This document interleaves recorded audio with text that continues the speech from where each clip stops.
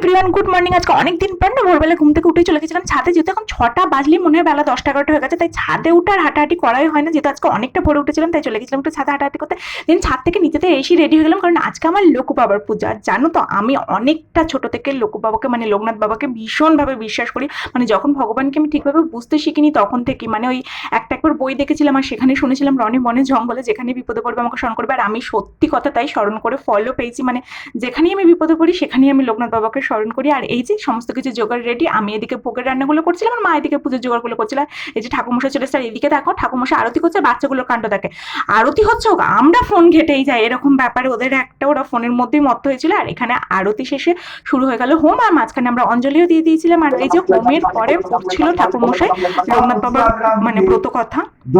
লোকনাথ বাবার ব্রত কথা শুনতে তো আমার ভীষণ ভালো লাগে। আর পুজো শেষে এটা কার কার প্রিয়?